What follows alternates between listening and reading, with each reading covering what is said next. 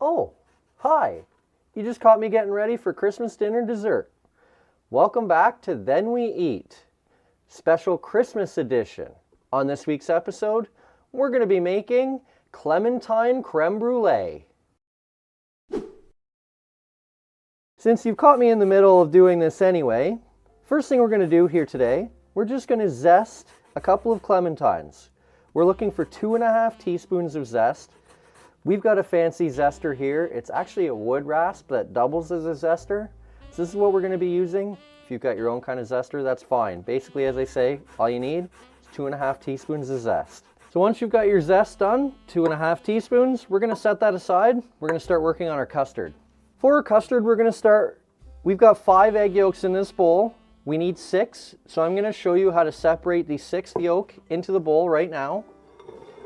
So we're going to take an egg, crack it on a flat surface. Eggs crack better on a flat surface than hitting them on the corner of a surface. So we're going to crack that egg, split the 2 shells apart. We don't need the egg white for this, so you can just let it run right into the bowl. Then just tip it over, put it in your fingers, and leave enough of a gap in your fingers that the egg white can fall through, which as you saw a big chunk of it did. Then we'll just let the rest of it run through. Clean a little bit of white off of the yolk, just like that. And then this yolk can go into our bowl. We're now going to add 1/2 cup of sugar to our 6 egg yolks.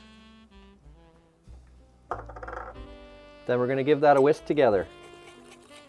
Once you've got that mixed together, we're going to go ahead, we'll move our bowl off of here, and we'll start on the rest of our custard filling. So for the rest of our custard sauce, we're going to start with 2 cups of dairy, 2/3 cup of milk, 1 1/3 cups of cream, and we're going to add our 2.5 teaspoons of clementine zest. And what we're going to do is we're going to gradually, and that's very important, we're going to gradually bring this dairy mixture up to about a boil. You don't want to do it really fast. You don't want to curdle that milk. You don't want to scald it. So if you do it slowly, you can slowly heat it up, get it to that boil that you're looking for without curdling or burning that milk. While we wait for that to come up to a boil, don't forget to hit the like button if you like this video, share the video with all of your friends, and hit the subscribe button to see more of our videos, and hit that notification bell to be notified when we upload next. We upload a new video every Friday. So once we brought this up to a simmer, which it is now doing, we're going to turn the heat off and we're going to remove it from the heat for just a minute. Now we're going to actually make our custard. So what we're going to do, and again, this is very important, we're going to slowly, very slowly add our milk mixture to our egg mixture and mix it up. We do not want to add it all at once, and we want to do it slowly, because if you do this quickly, you will cook the eggs and you could end up with some kind of a scrambled egg mixture. So very slowly and stir it as you go.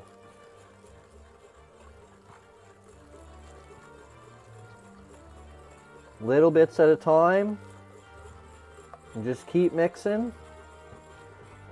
And it should turn into a custard without cooking those eggs. I can tell you one thing. It smells very orangey. And we haven't even added one of the orange ingredients yet. There's clementine zest in here. But there's another orange ingredient that's still to come. Now that we've got that all mixed together, it's time for the secret orange ingredient, 1.5 tablespoons of Grand Marnier. So we'll add that in, give it another stir together. Now let's set this aside and start preparing our baking dishes. So to prepare our dishes, just give them a light spray with cooking spray. Just want to make sure that our custard doesn't stick to our ramekins. In this case, I'm using these small ramekin dishes like this. You don't want anything too big. You want a nice amount for a dessert. I find these work perfectly. If you've got something similar to this, I recommend about this size. Now that the ramekins are nice and sprayed up, we're going to take a ladle and we're going to evenly distribute the custard between our 6 ramekins. Now that we've got the custard nicely distributed between our 6 ramekins, we're going to add hot water. I boiled this water, so it's nice and hot, and we're going to pour it into our pan. We're looking to have enough water in this pan to go about halfway up the ramekins. I should point out too, my water doesn't exactly look clear. I just reused the custard pot, put some water in it, boiled it. It'll be fine.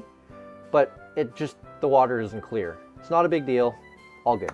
So now what we're gonna stick these in a 325 degree oven. I've already preheated mine so they can go in right away.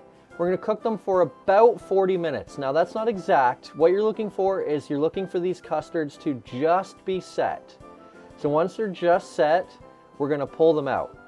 So we'll come back in maybe 40 minutes, maybe 20 minutes, probably closer to 40, but we'll come back once these are done. After about 40 minutes, our custards are done.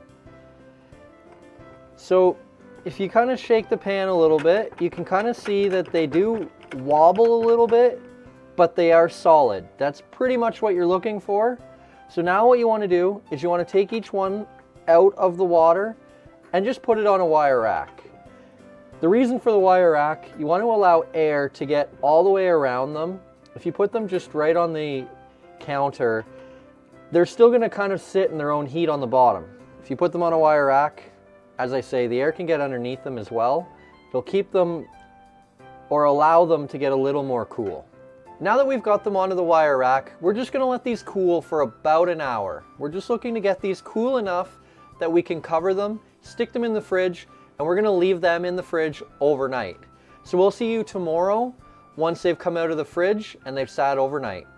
Okay, so our creme brulee has been sitting in the fridge overnight. As you can see, I just took some saran wrap, covered it with saran wrap.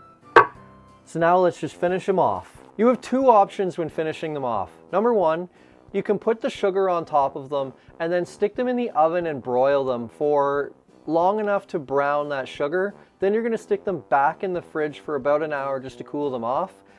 I am not a big fan of doing it that way, so we're gonna do it another way here today. No matter which way you do this, you are gonna have to take sugar and just sprinkle sugar over the top of the creme brulee. Want to try to get it as even as possible so you don't have thick spots and thin spots, but you don't need a ton of sugar, just enough that you can kind of see sugar over the entire top. And then what we're going to do, we're going to use a blowtorch here today. Now, much like roasting a marshmallow, with the blowtorch, you want to go really slow and you want to keep it away from the flame. In this case, keep the flame away from the sugar, but same concept. You're going to look to kind of lightly brown and crystallize that sugar or caramelize that sugar. You don't want to burn it. I mean, if you like it burnt, I guess you can burn it. It's a lot better if you don't burn it. So you just have to be very careful and keep it away. So let's give it a shot and see how I do here. I was never great at doing marshmallows, so hopefully I'm a little better at this.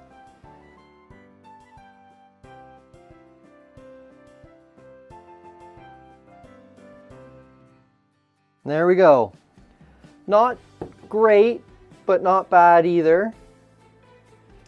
It actually almost looks like the sugar kind of soaked in, but we'll let that sit for just a minute to cool off and then we'll give it a taste and see how it is.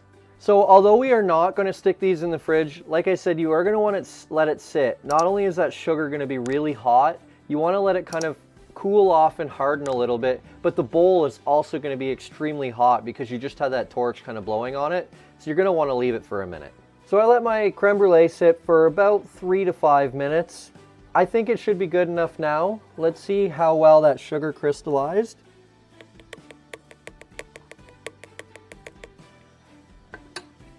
Sounds pretty hard, so that's exactly what you're looking for. So mine worked exactly as it should have. So I guess now it's time to give it a taste. So what I'm going to do, I'm going to take my fork and I'm going to try to crack through it. You don't want to push down on it. You could sink all of that sugar. So if you kind of give it a whack when you put your fork in, you kind of break through it a little bit. Mine broke into a couple of pieces, but it's not too bad. So let's give it a taste and see how it is.